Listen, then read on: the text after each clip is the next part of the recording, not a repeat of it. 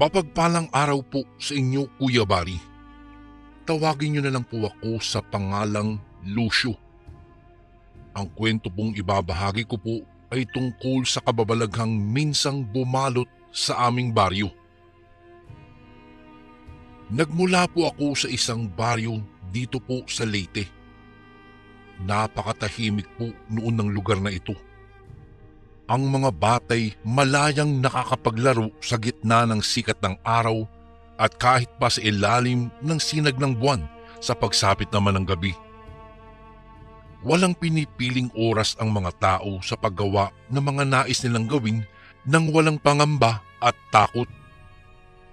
Ngunit dumating po ang bagong lipat na si Mang Tiago na dating nakatira umano sa malayong syudad dito lamang po sa Leyte. Wala itong asawa't anak kaya't mag-isa itong namumuhay. Sa nagdaang unang mga araw ay mabuti naman po ang pakikitungo nito sa mga tao dito sa baryo. Subalit lumipas po ang ilang linggo. Naging usap-usapan po sa baryo na may aswang daw kunong gumagala kapag kahating gabi. Katibayan nila ang sunod-sunod na pagkamatay ng mga hayop na wakwak ang katawan at nawawala ang mga lamang loob. Hindi nila lubos na maibuntong ang pagdududa sa bagong lipat na lalaki dahil batid nilang hindi iyon makatao. Yung kalabaw ni Paring Guzman, natagpuan daw sa kakahuyan na wakwak ang katawan. Katulad ng sinapit ng ibang hayop na natagpuan patay na lamang. Nawawala rin ang lamang loob nito. Puno na pangamba na sambit ng aking ama. Naku, napakadelikado na talaga ngayon. Kaya ikaw, Lucio, wag kang lalabas ng bahay kapag kagabi na.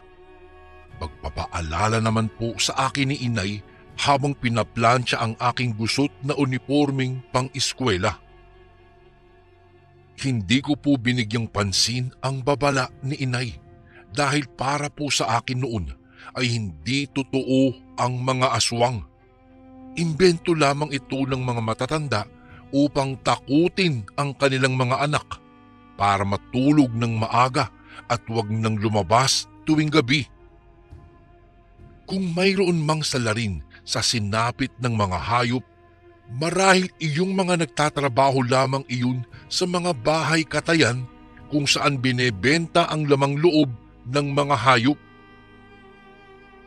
Nais kong patunayan ang teoryang ito sa mga tao rito sa aming baryo. Kaya't noong sumunod na gabi, tiniyak kong mahimbing nang natutulog sina inay at itay at palihim na tinungo ang gubat.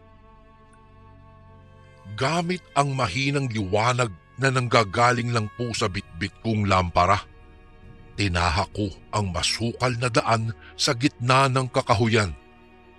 Hindi rin tumagal ay nakarinig ako ng huni ng isang baboy ramo. Tumakbo po ako papunta kung saan nanggagaling ang ingay na iyon. Ngunit hindi ko makita ang baboy ramo. Huminto po ako saglit. Nagbabaka sakaling maririnig muli ang ingay, ngunit nabigo lamang po ako. Nagpatuloy ako sa paghahanap ng palatandaan tungkol sa salarin sa pagkawala ng mga hayop sa baryo hanggang sa hindi kalayuan. Natagpuan ko si Mang Tiago sa tabi ng ilog na naglilinis ng kanyang katawan. Kitang-kita ko po, pulang-pula po ang kanyang mga mata na parang lobong nagngingit-ngit sa galit. Dahil doon, nakaramdam po ako ng kaunting takot kaya nagtago ako sa likod ng isang puno. Nang umalis na si Mang Tiago, lumapit ako sa tabi ng ilog. Nakita ko po ang nagkalat na pira-pirasong katawan ng baboy ramo na animoy nilantakan ng isang gutom na leyon. Sa pagkakataong iyon ay natitiyak ko ng totoo nga ang usap-usapan. Aswang nga si Mang Tiago. Kumaripas po ako ng takbo pauwi ng bahay.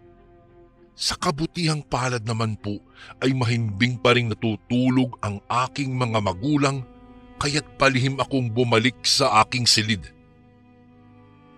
Kinaumagahan, nagmadali akong pumaroon sa pinuno ng aming baryo na si Kapitan Juan. Isinalaysay ko ang buong pangyayari noong gabing nakita ko si Mang Tiago sa tabi ng ilog. Sigurado ka ba sa iyong nakita? Nakasisiguro ka bang siya ang pumatay sa baboy ramo? Puno ng kuryosidad na tanong sa akin ni Kapitan Juan. Kap, opo, natitiyak ko po dahil ilang minuto bago ko siya nakita sa tabi ng ilog. Narinig ko po yung huni ng isang baboy ramo. Ibig sabihin lamang nun ay noong mga sandaling yun, malamang sinusubukan niya palang hulihin ito. Pagpapaliwanag ko kay Kapitan. Tumango-tango naman si Kapitan na tila ba kumbinsido sa aking pagsasalaysay. Noong parehong araw ding pong iyon ay napagpasyahan niyang dumalaw sa tahanan ni Mang Tiago kasama ang 5 tauhan at suriin ang bawat sulok ng pamamahay nito. Baka sakali ay makatagpo sila ng konkretong ebidensya laban dito. Nang sumunod na araw, ikinuwento ni Kapitan Juan ang resulta ng pagdalaw niya sa bahay ni Mang Tiago. Humingi raw muna umano sila ng permiso rito na mag-i-inspeksyon sa bahay nito upang tiyaking wala itong itinatagong patunay na siya nga ang may kagagawan ng sunod-sunod na pagkamatay ng mga hayop sa baryo dahil mayroong anyang nakarating na sumbong sa kanya na nagsasabing nakita raw itong naglilinis ng katawan sa tabi ng ilog kung saan natagpuan din ang pira-pirasong katawan ng baboy ramo na nawawalan ng lamang loob. Sa kabutihang palad ay hindi naman po ibinunyag pa ni Kapitan Juan na sa akin lang galing ang sumbong na iyon.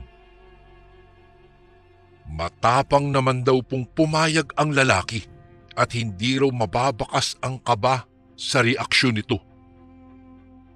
Sinimulan ng mga tauhan ni Kapitan Juan ang paghalughog sa bahay, ngunit wala silang napansing kahit na anong kakaiba. Magmula sa amoy, mga gamit at ayos ng bahay, walang makapagsasabing pinaninirahan ito ng isang aswang.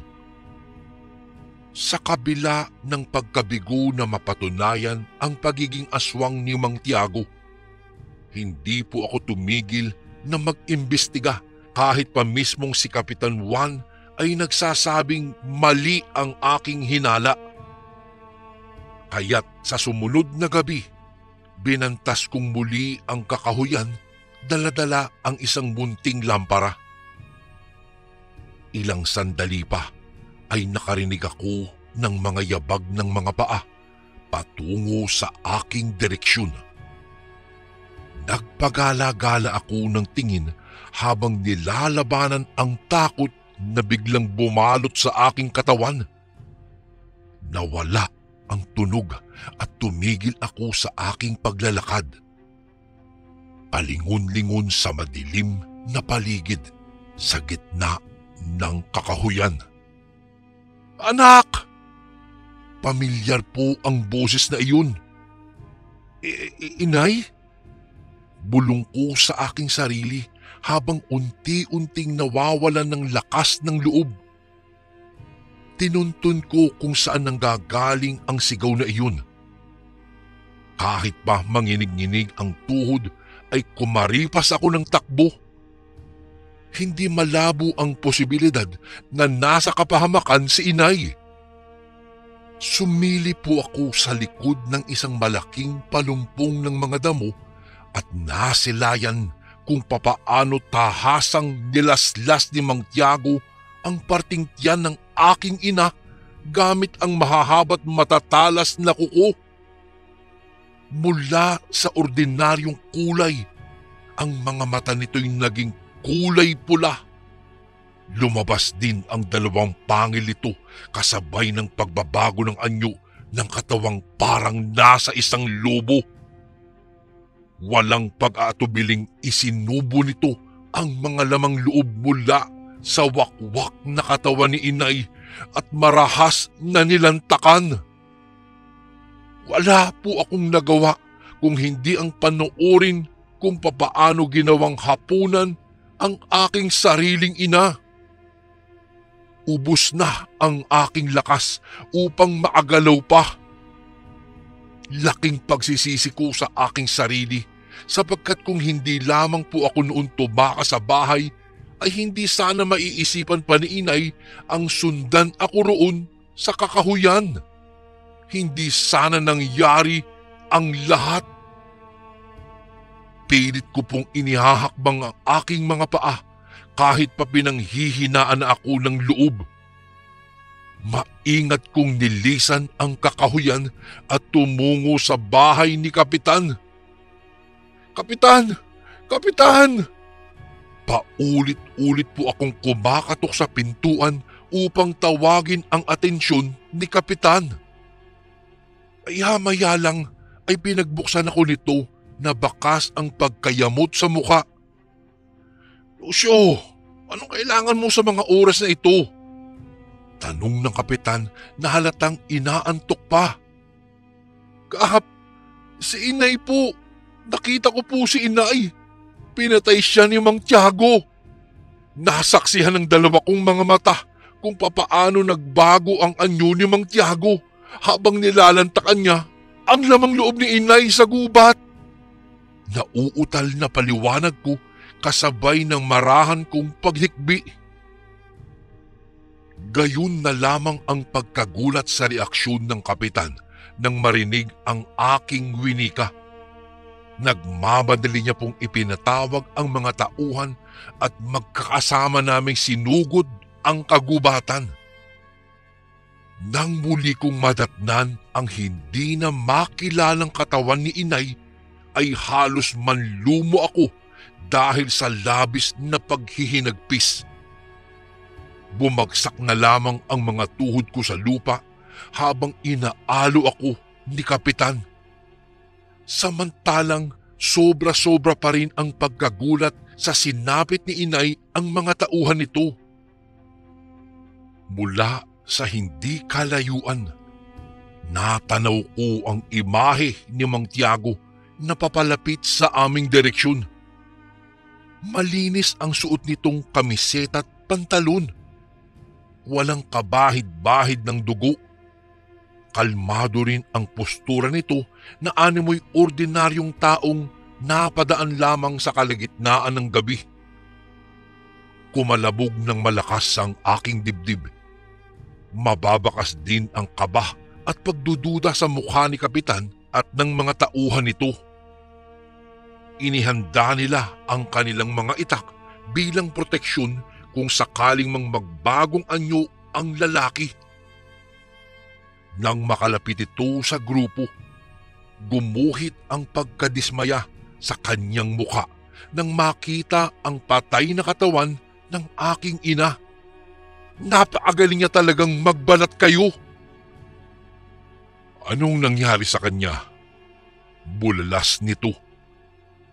Hindi na po ako nakapagpigil at matapang na kinwelyuhan si Mang Tiago. Nanggagalaiti talaga ako sa galit. Huwag na ho kayong magkunwari. Ikaw ang halimaw na pumatay sa nanay ko. Mabilis namang pumagitna ang mga kasamahan ni Kapitan Juan at inawat ako sa pamamagitan ng paghawak ng mahigpit sa aking magkabilang mga braso. Pilit pa nga akong nagpupumiglas noong una, ngunit sa huli pinanghinaan din ako at hindi na pumalagpa. Wala kahit 1% lakas ang natitira sa aking katawan. Ano? Anong pinagsasabi mo? Anong katibayan ba ang meron ka? Ha? Wala kang sapat na ebidensya maliban sa mga kasinungalingan mo. Depensa nito. Matapos sabihin sa akin ito, ay inilipat nito ang atensyon kay Kapitan Juan. Kapitan, bakit hindi siya ang imbestigahan niyo? Hindi kaya siya ang pumatay sa baboy ramo at sa iba pang mga hayop dito sa baryo?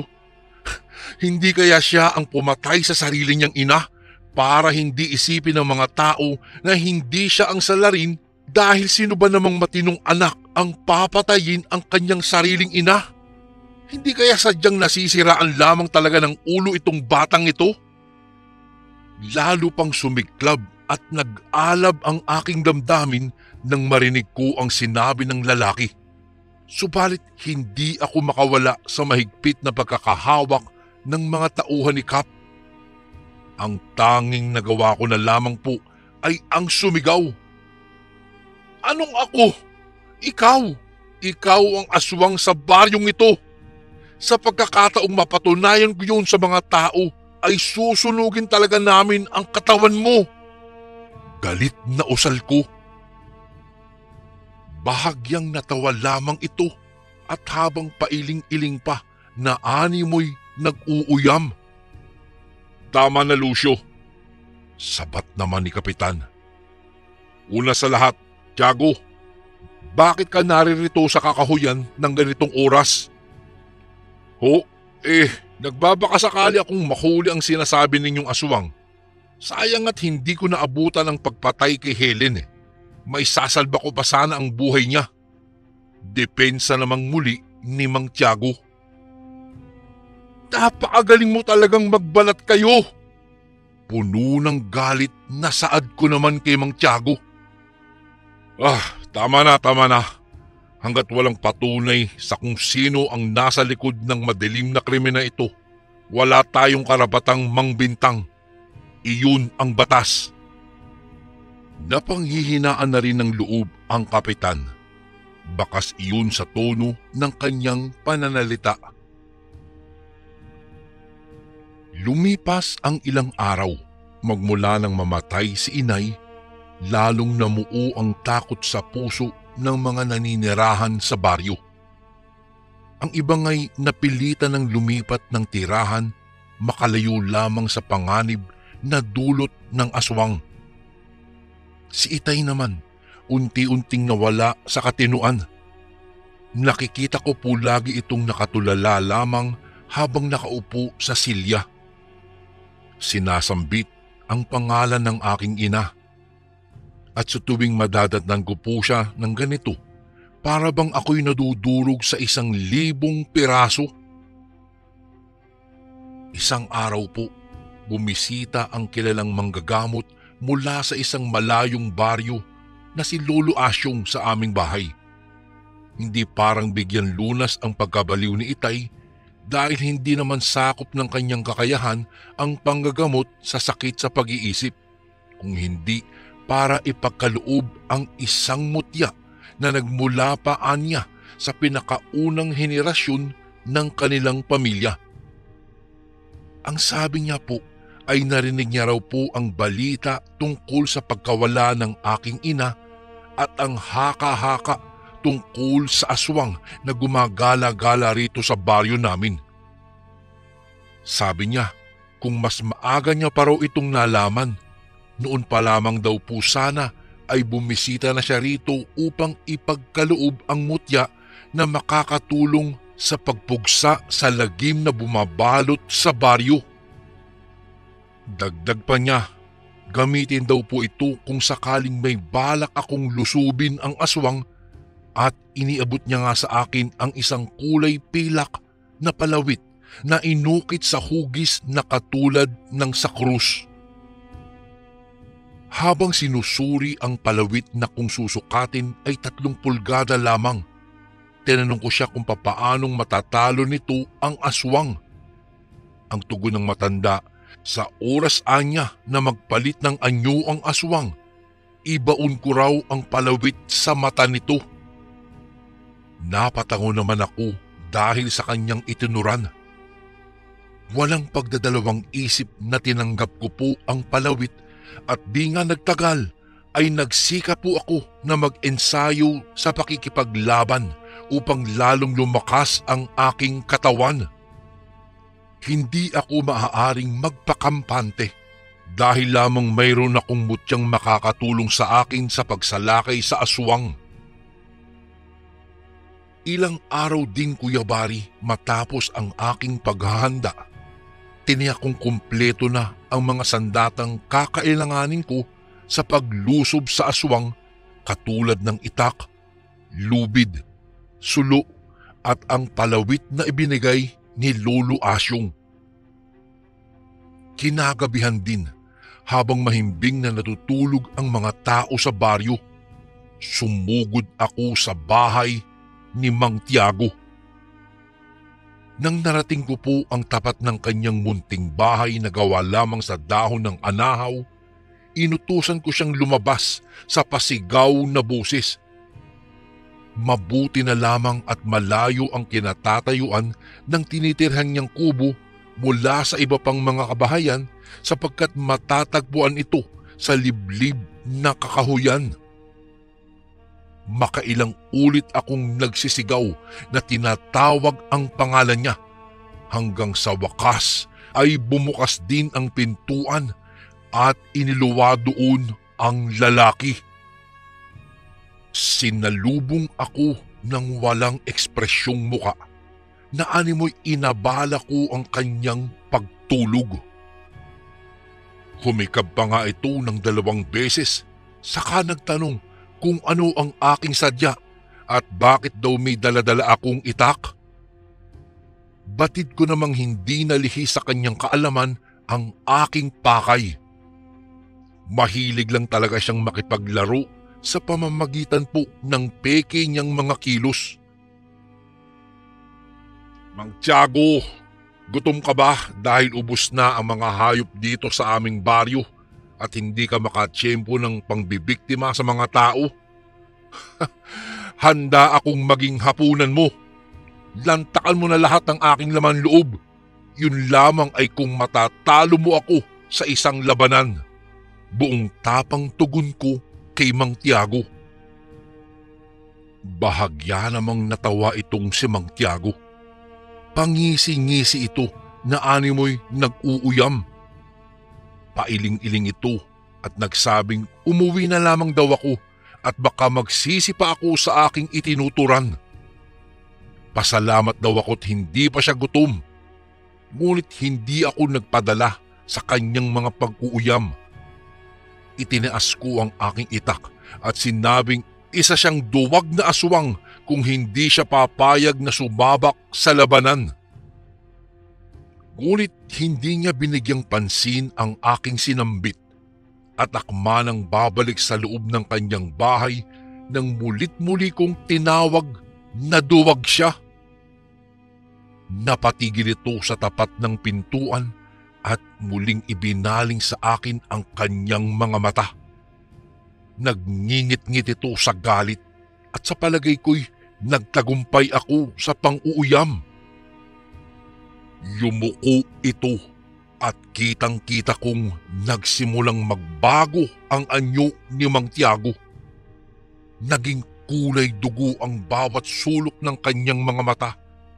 Lumabas ang 2 matatalas na mga pangil nito at ang mahahaba't matutulis na mga kuko, kasabay ng pagbabago ng hugis ng kanyang katawan na parabang isang tunay na halimaw.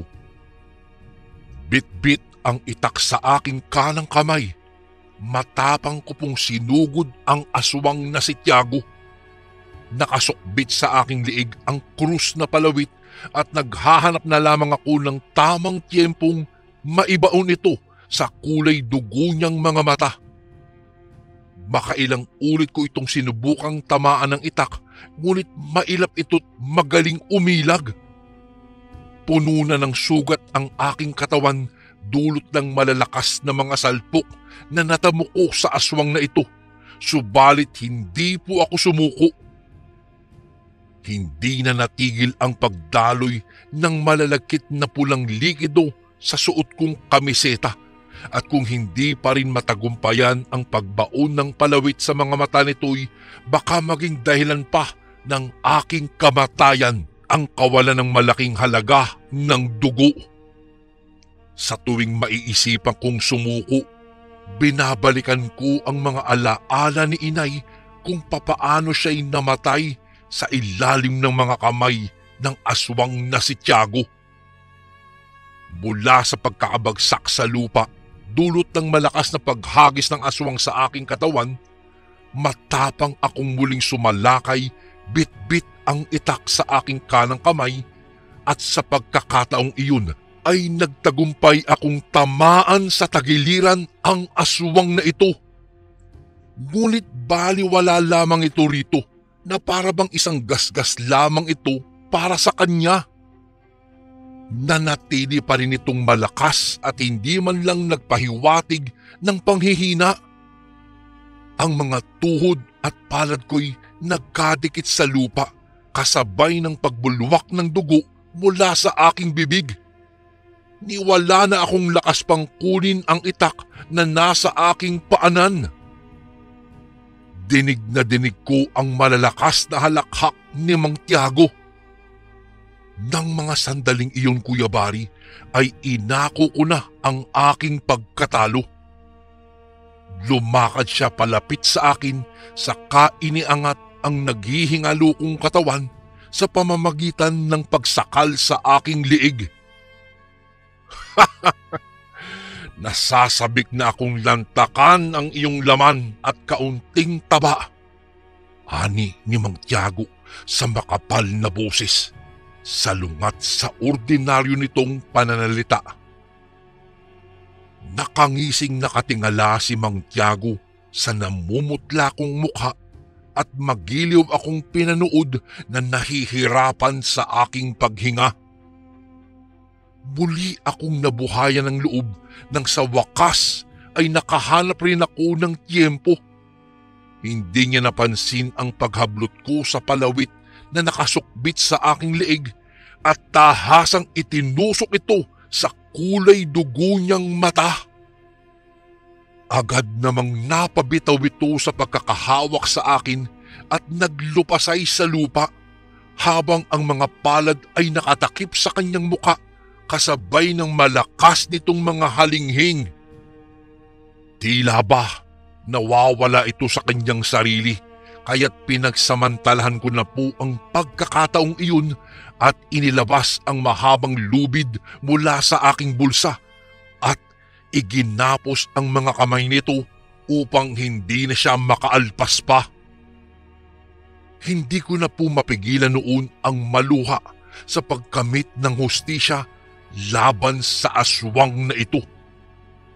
Bumaba ako ng kakahuyan at binulabog ang buong baryo. Isinalaysay ko ang pakikipaglaban ko kay Mang Tiago na siyang aswang na gumagala-gala sa baryo at ang pagkapanalo ko laban dito dahil sa tulong ng palawit na krus na ibinigay ni Lolo Asyong. Walang naniwala sa akin noong una at mayroon pa ngang nagsabing nababaliw na rin daw ako katulad ng aking ama. Ngunit iminungkahi ko sa kanilang kumpirmahin ang aking tinuran.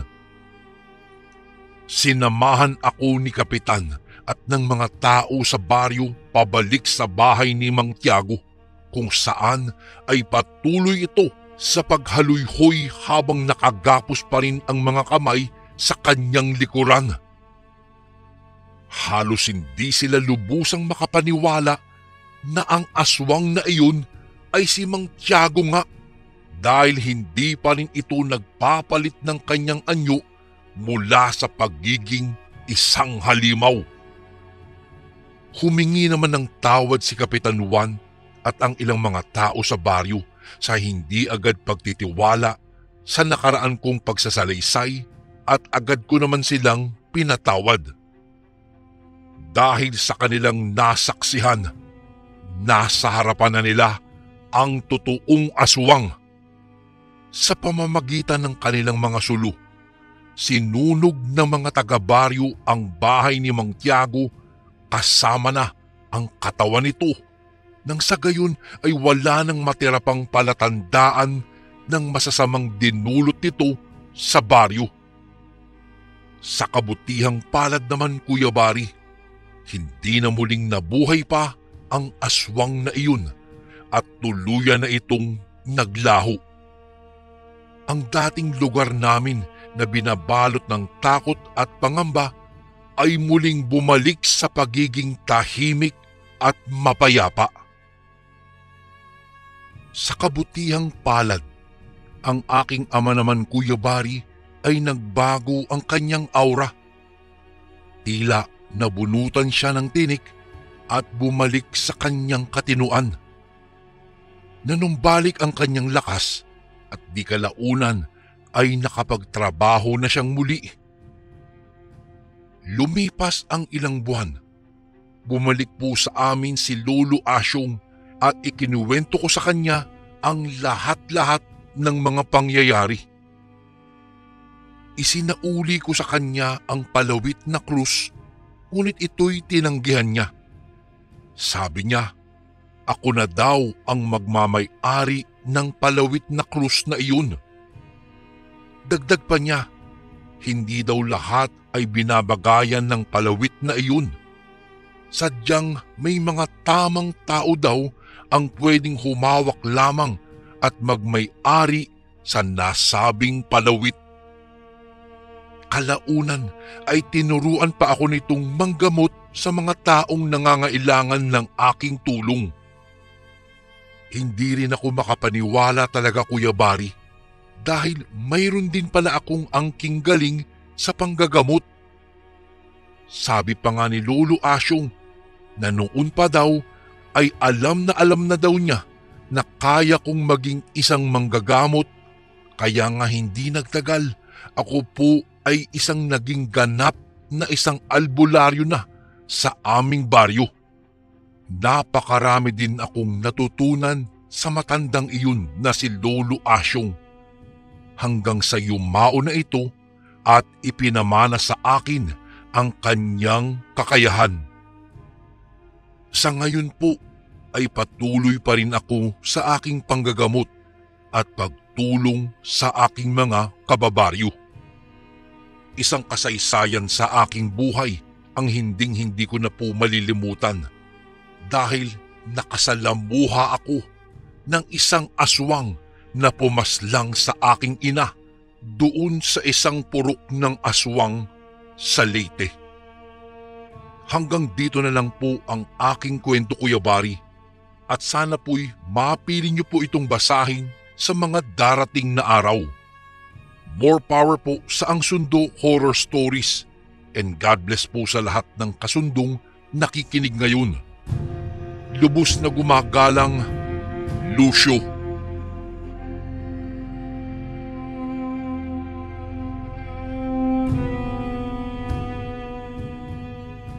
Magandang araw po sa inyo, mga kasundo. Pasensya na po at ako'y medyo may sipon ngayon. Pagpasensyaan nyo na yung boses ko, ha. Anyway, narito na po ang ating kwento sa araw na ito. Palagi kong hinahangaan ang aking ama dahil sa ubod niyang galing sa pagpapanday. Hindi lamang metal ang kaya niyang ihulma sa figura ng balaraw, kung hindi napagtagumpayan niya ring hubugin ang aking pagkatao na nakasentro sa moralidad at mayroong kinikilalang prinsipyo.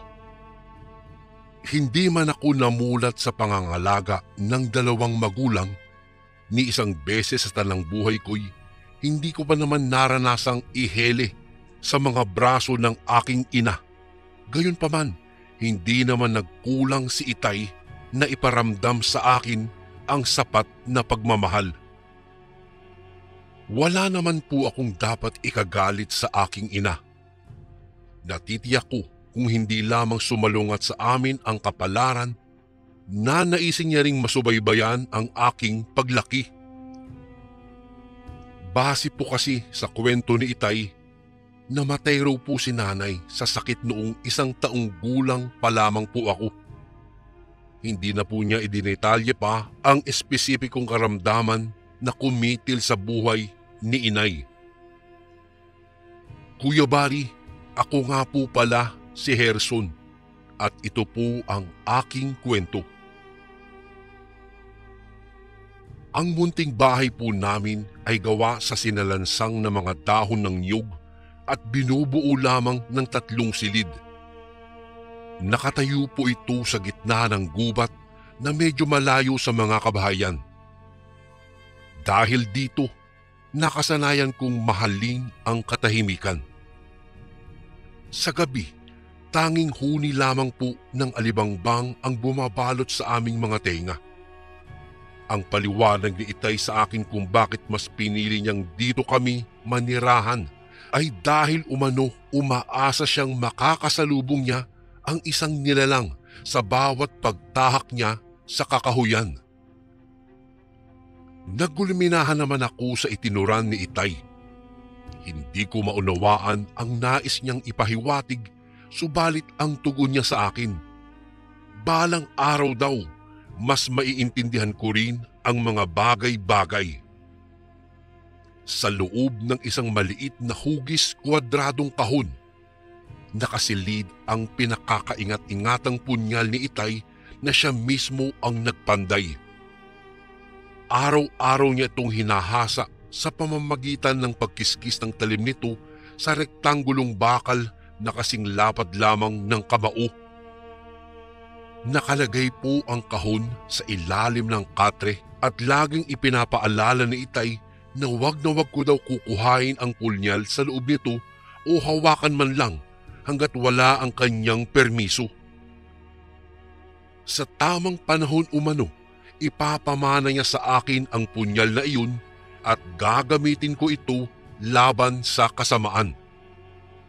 Hindi ko talaga mawari kung ano namang espesyal sa punyal na iyon, gayong kawangis lamang ito ng iba pang mga punyal na ipinagbibili niya. Ngunit ganun pa man, sinunod ko po ang utos ng aking ama.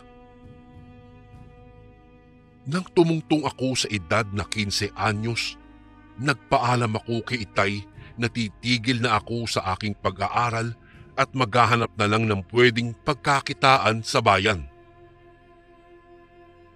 Batid ko po kasing hirap na rin po si Itay na bigyan pa ako ng pampinansyal na suporta. Kaya hindi nagtagal, pumasok po akong boy sa mga palengke.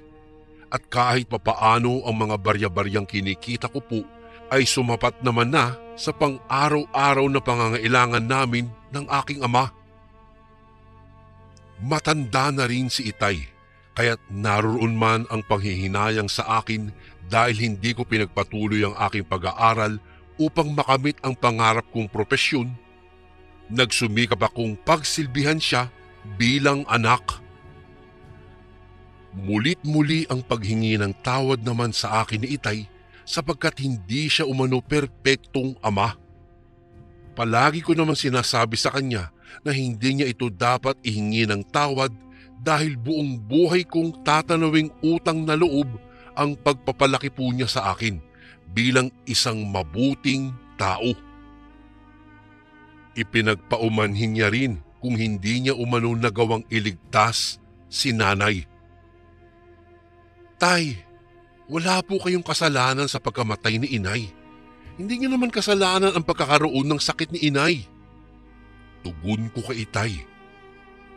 Ngunit sa unang pagkakataon, isinalaysay niya ang buong kwento ng pagkamatay ni inay at hindi ko inaasahang salungat ito sa katotohanang aking kinamulatan.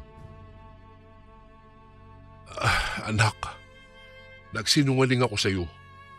Hindi namatay sa sakit ang iyong inay. Seryoso niyang saad habang inaaliw ang sarili sa kanyang silyang tumba-tumba na regalo ko sa kanya noong kanyang 50 kaarawan. Natigil ako sa paghigop ng kape at mariing tinitigan si Itay na seryosong pinanunood ang kawalan. Makulimlim ang gabi. Nasa labas kaming dalawa ni Itay upang sana lasapin ang masarap na simoy ng hangin. Hindi ko inaasahang biglaang mag-iiba ang ihip ng atmosfera sa pagitan naming dalawa. Pakunwari na lamang akong naubo sapagkat hindi ko alam ang mga salitang dapat kong sabihin. Ngunit hindi na hinintay pa ni Itay ang aking sasabihin at binasag ang katahimikang nananalaytay ng ilang segundo. Nagkwento siya mula sa bahaging nagkakilala sila ni Inay. Doon daw sa ermita sa hindi kalayuang baryo kung saan siya napilitang magsimba't magbabakasakaling ipapanalo niya ang sweepstakes sa pamamagitan ng pagdarasal, nakuha raw ng kanyang atensyon ang isang marikit na babaeng pumasok at naupo sa kanyang tabi at ito nga po si Inay. Nabighani raw siya ni Inay na nooy nakasuot ng puting bestida na talaga namang bumagay sa porselana nitong kutis. Nang matapos daw ang misa, inamangan daw niya si Inay sa labas ng simbahan at siya'y nagpakilala. Doon nagsimula ang pagkakamabutihan nilang dalawa.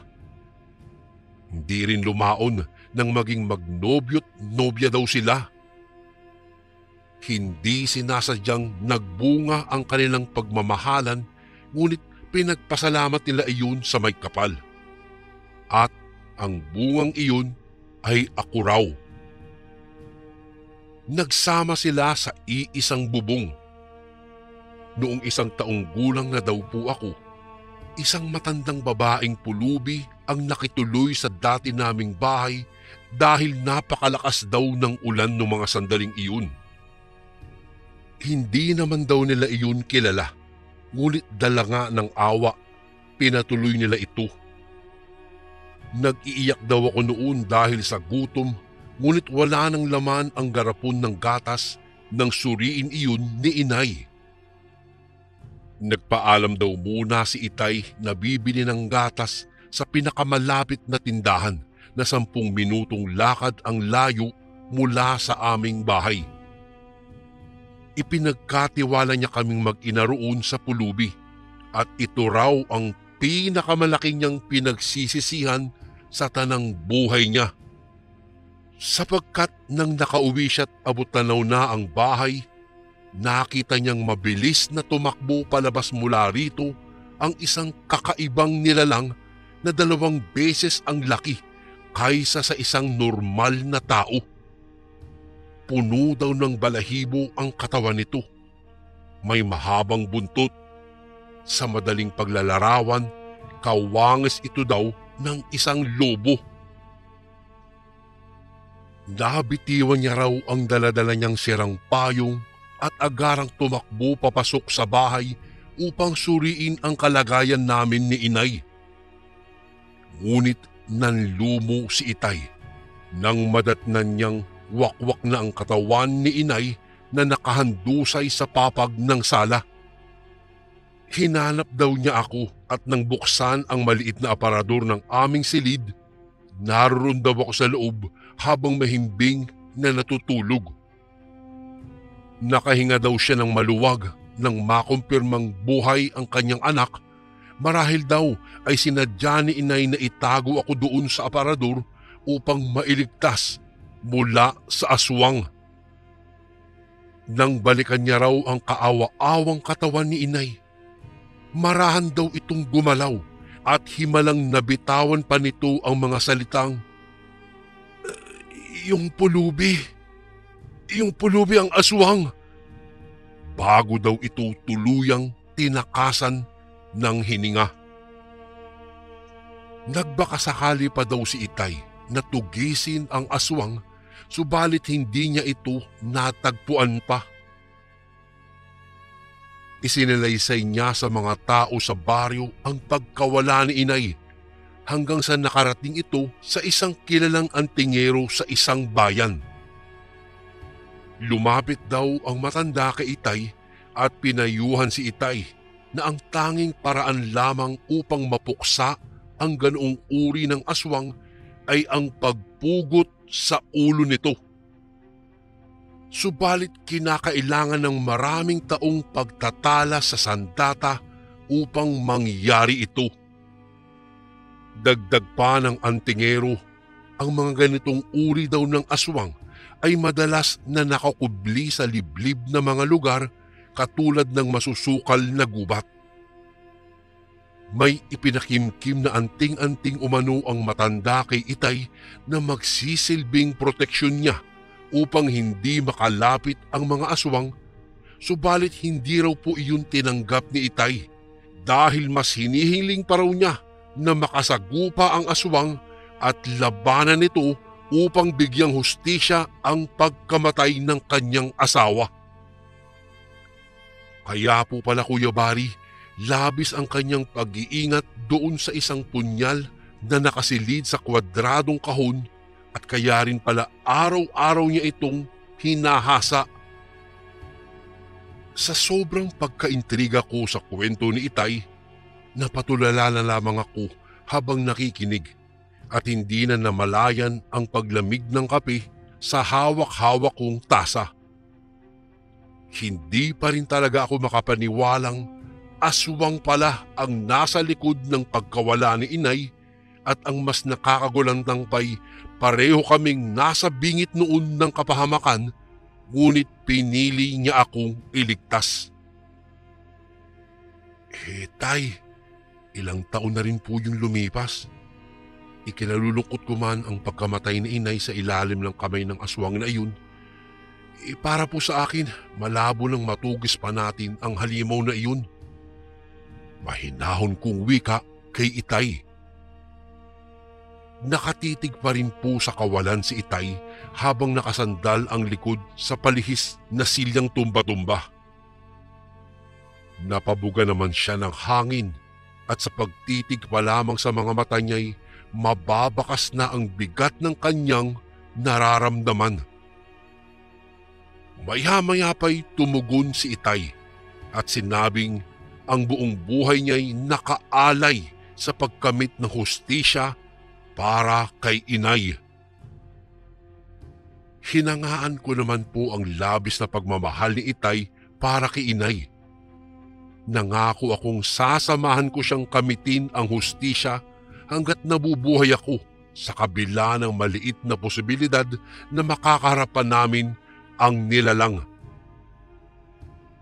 Makalipas ang 3 buwan, magaganap ang isang pangyayari sa buhay kong higit pa sa isang bangungot. Isang gabi, bit-bit ang pagkain para sa hapunan namin ni Itay, tinahak ko ang masukal na daan patungo sa munti naming tahanan sa tulong ng isang sulo upang magsilbing liwanag. Galing ako sa trabaho at madalas na hating gabi na akong nakakauwi. Baka ilang hakbang pa'y nasilayan ko na po ang bahay namin. Ang ilaw na nililikha ng lumang lampara ang nagpapaliwanag dito. Nasasabik na akong ihain ang pagkain sa mesa at kumain kasalo si Itay. Nagugutom na rin kasi ako noon. Mulit-muli kong tinawag si Itay ng ilang metro na lamang ang layo ko sa bahay. Nakapagtatakang walang sumasagot, gayong nakasanayan ni Itay na lumabas upang salubungin ang aking pagdating sa tuwing narinig na niya ang pagtawag ko.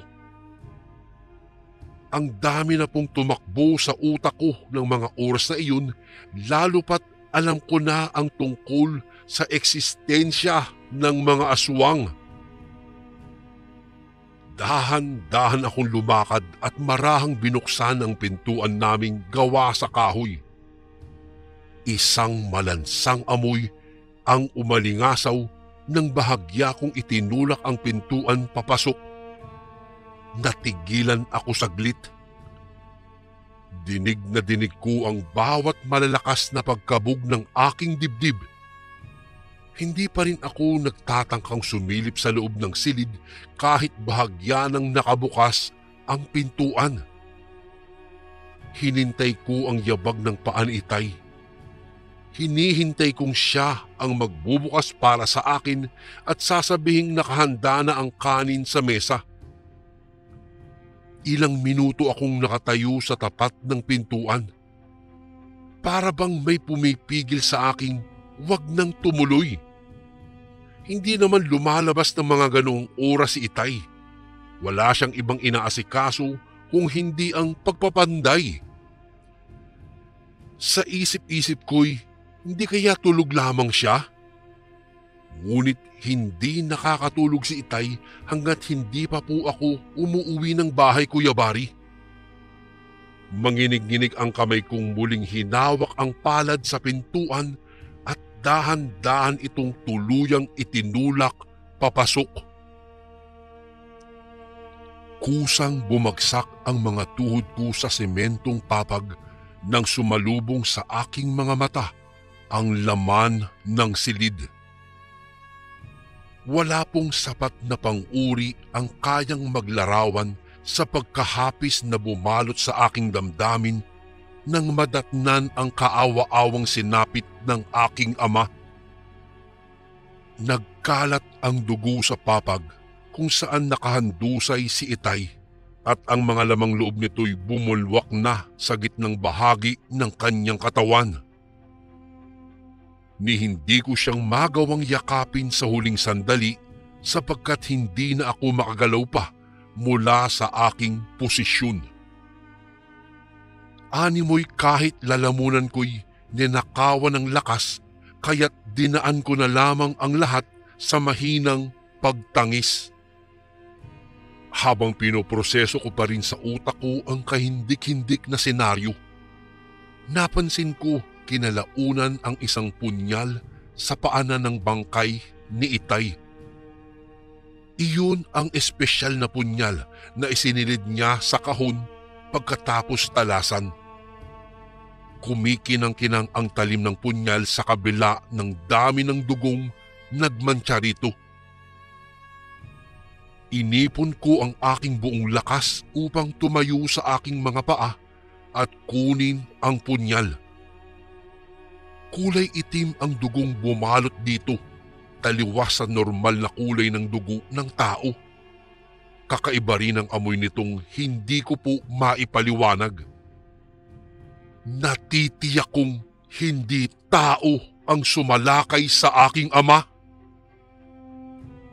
Sinubukan siguro ni Itay na gamitin ang punyal laban sa pumaslang sa kanya, ngunit hindi siguro sapat ang talim lamang ng punyal, kundi kailangan niya rin ng sapat na lakas upang maisakatuparan ang pagpugot sa ulo ng aswang.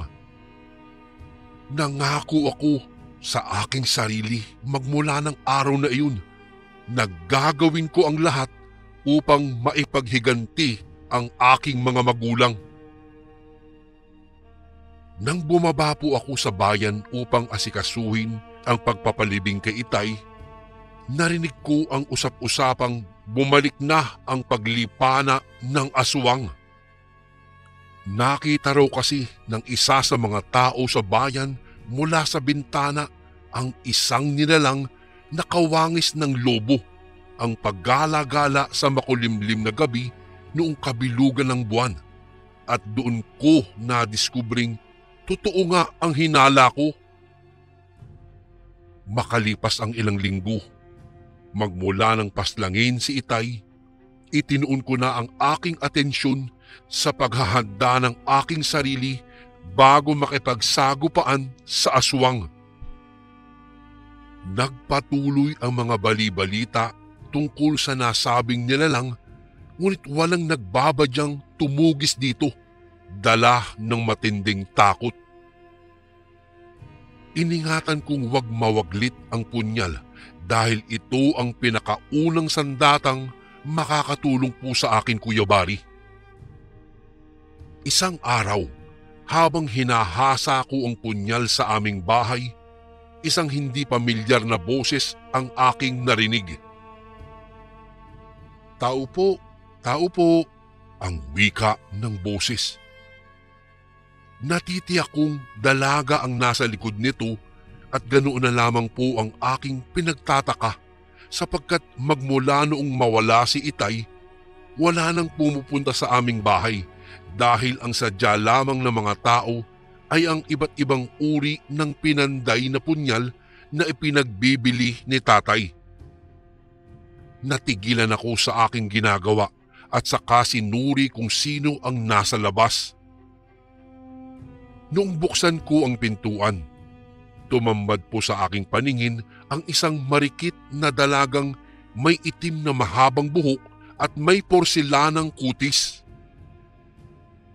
Nagniningning ang mga mata nitong sa isang titig pa lang ay mabibighani na ang kung sino man. Nakasuot po ito ng bulaklaking bestida na aabot lamang hanggang tuhod. Ang pangsabi naman niya ay isang pares ng sandal na gawa sa abaka.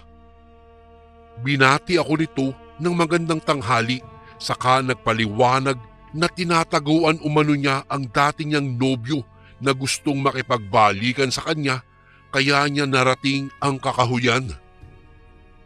Kapag ka daw natagpuan siya ng kanyang nobyo'y, tiyak na sasaktan daw siya nito. Hindi pa man ako nakapagbitiw ng salitay, nakiusap na ito na kung maaari daw, makituloy muna sa aking bahay hanggang sa sunod na araw. Sino ba naman ang hindi makakatanggi sa inosente niyang mga mata? Kung kaya't malugod ko po siyang pinagbigyan. Isinilid ko muna ang punyal sa kahon at itinago sa ilalim ng katre sa loob ng silid ng yumao kong ama. Inalayan ko naman ang babae ng isang basong tubig at nagpasalamat naman siya bago ito tinanggap. Iminungkahi ko ring doon na siya matulog sa aking silid at uukupahin ko na lang muna ang silid ng aking ama. Nang mabanggit ko po si Itay, natanong niya kung ano ang ikinamatay nito. Nagsinungaling ako at sinabi kong namatay si Itay dulot ng malalang karamdaman. Tumango na lamang siya at hindi na nagbitaw pa ng maraming tanong. Nang humaba-haba ang aming pag-uusap, hiningi ko ang kanyang pangalan. Subalit tumanggi siyang ibahagi ito at hindi ko na raw kailangan pang malaman. Nagtaka naman ako at napakunot ang aking noo. Ngunit may bumalik sa aking balintataw. Ang mga aswang, hindi yan magbabanggit ng pangalan nila. Bumalik sa utak ko ang usal ng matandang albularyo sa bayan na minsang nakausap ko ukol sa mga aswang. Bigla naman akong nakaramdam ng kaba dahil doon. At napangisi ng palihim. Akala siguro ng nilalang na ito'y maiisahan niya ako. Magmula nang ikinuwento sa akin ni Itay ang engkwentro nila ni Inay roon sa matandang babaeng pulubing, kinalaunan ay nadiskubre nilang aswang, naging maingat na ako sa pagkilala sa mga tao. Naniniwala kasi ako, Kuya Bari, na kahit pa pinaka-inosenteng mga matay, kayang manlinlang. Nang lumubog ang araw, pinayuhan ko na ang babaeng matulog na sa aking silid. Sumunod naman siya't ang sabi, matulog na rin ako. Nang pumasok na po siya sa kwarto, pumasok naman ako sa silid ni Itay kung saan nakasilid ang punyal. Kinuha ko sa ilalim ng katre ang kahon at inilabas na ang pinakamahalagang sandata. Tiniyak kong mayroon na rin akong sapat na lakas upang labanan ang aswang. Maya-maya pa'y umalingaw-ngaw sa bahay ang mahinang mga paghalinghing hanggat sa ito'y naging mga alulong. Sa mga sandaling iyon, batid kong bumalik na sa tunay niyang anyo ang aswang. Nakasara pa rin ang pintuan ng silid kung nasaan ako. Habang hinahanda ko ang punyal, binalot ang bahay ng malalakas na mga yabag patungo sa aking direksyon. Kahit pa matagal ko na itong pinaghahandaan, namayani pa rin sa akin ang takot.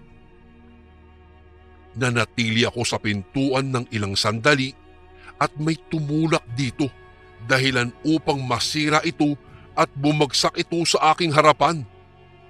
Sa kabutihang palad ay agad akong nakailag. Doon, ay tumambad ang aswang na pareha sa paglalarawan ni Itay sa aswang na sumalakay noon kay inay. Sa bawat paghakbang ng aswang na ito na papalapit sa akin ay ang malalakas na pagkabog naman ng aking dibdib. Subalit pumasok sa isipan ko ang aking mga magulang at kahit papaano po ay nabuhayan ako ng loob. Nangako ako talagang bibigyan ko sila ng hustisya. Sinugod ko ang aswang, ngunit alisto ito at napuruhan ko lamang sa braso.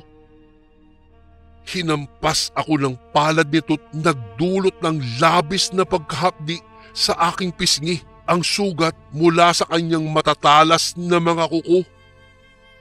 Ganun pa man, tinibayan ko ang aking loob at nanatili akong nakatayo. Naghahanap lamang ako ng tiyempo sa muli niyang pagsalakay. Nang muli itong lumapit at akma na akong sasalakayin gamit ang malalaking mga kamay, agad akong nakailag at swerteng nakahanap ng tiyempo na muli itong mataga sa braso at sa pagkakataong iyon ay tuluyan ng naputol ang kabila nitong kamay. Tunay ngang napakatalim na ng punyal at kaunting subok pa'y mapupugutan ko rin ito sa ulo. Tanging kanang kamay na lamang ang natira sa aswang kaya't nahirapan ito sa pakikipaglaban sa akin. Ngunit makailang ulit pa rin itong sumubok na paslangin ako gamit ang kanyang matutulis na mga kuko. Subalit mabilis akong nakakailag. Pumanik ako sa katre, bit-bit ang punyal upang maabot ang liig nito at nang makahanap muli ng tiyempo, tumalon ako habang nakataas ang kanang kamay na hawak-hawak ang punyal at saka pinugutan ng ulo ang aswang. Pareho kaming natumba sa papag kasabay ng pagtilapon ng pugot nitong ulo. Dumanak ang maitim na dugo sa silid at tiniyak kong hindi na muling mabubuhay pa ang nilalang na ito. Hindi ko na hinintay pa ang pagsikat ng araw at noong gabi ring iyon, dinala ko ang katawan ng aswang kasama ang pugot nitong ulo sa malayong parte ng kakahuyan mula sa aming bahay. Sinunog ko, Kuya Bari, ang katawan at pugot nitong ulo at hinintay ang paglubog ng buwan habang pinanunood ang higanting tupok ng apoy. Hindi ko na napigilan pa ang biglang pagbuhos ng aking mga luha kasabay ng pagbalik ng mga alaala ni Itay at ang kwento nito tungkol sa yumao kong inay. Kung buhay po lamang sila'y ikagagalak kong ipamalitang natugis ko na ang aswang. Salamat sa punyal, Itay. Habang pinagmamasdan ko ang usok na bumabalot sa kalangitan, tila't napapawi ang bigat sa aking dibdib. Nagtamo ng kahupa-hupaan ng aking paghinga sa kaalaman na nagtagumpay ako sa misyon na ipinangako ko kay Itay. Hindi ko maiwasang isipin ang sakripisyo niya, ang pag-aalay ng kanyang buhay upang ako ay maprotektahan. Tinipon ko ang lahat ng alaala ng aming mga sandaling magkasama, ang mga aral na naiwan niya sa akin at ang kanyang wagas na pagmamahal. Habang binabalikan ko po ang sandaling iyon, Kuya Bari, napagtanto ko na ang aking kwento ay hindi lamang pala tungkol sa pakikipaglaban sa aswang, kung hindi tungkol din sa pagpapahalaga sa mga pagtuturo ng aking ama at ang kanyang pagmamahal na tumagal hanggang sa kanyang huling hininga. Sa paglubog ng araw at pagdating ng gabi, nagmumuni-muni pa rin ako sa patuloy na laban na kailangan kong ipagpatuloy. Hindi lamang laban sa mga nilalang na tulad ng aswang, kung hindi laban din sa sarili ko, sa mga pagsubok na haharapin ko at sa pag-aalala na baka hindi sapat ang aking magagawa. Ngunit sa bawat takbo ng oras, lalo kong naiintindihan ang halaga ng katatagan, determinasyon at pagmamahal na nakuha ko mula sa aking ama. Hinding-hindi ko makakalimutan ang mga aral na itinuro niya sa akin at ang pagmamahal na ipinaramdam niya sa akin kahit sa pinakamahirap na mga sandali. Nagpasya po akong ipagpatuloy ang aming advokasya na itayo ang isang mundo na ligtas at malaya mula sa takot sa mga aswang. Sa bawat hakbang, sa bawat laban, at sa bawat tagumpay, alam kong nariyan si Itay sa aking puso na patuloy sa paggabay sa akin sa tuwing haharap ako sa anumang hamon. Hindi ko alam kung ano ang hinaharap, ngunit sa bawat pagsikat po ng araw, Kuya Bari, magiging handa na ako. Dahil sa likod ng aking kwento, mayroong aral at pagmamahal na patuloy na magbibigay lakas sa akin kahit sa pinakamatinding laban. And again, maraming salamat po mga kasundo. Don't forget to subscribe and i-click nyo lang po yung bell na button para updated po kayo sa mga upcoming videos namin na paparating. Maraming salamat po ulit. God bless and ingat po lagi dyan. Ito po si Kuya Bari at ako ang Sundo.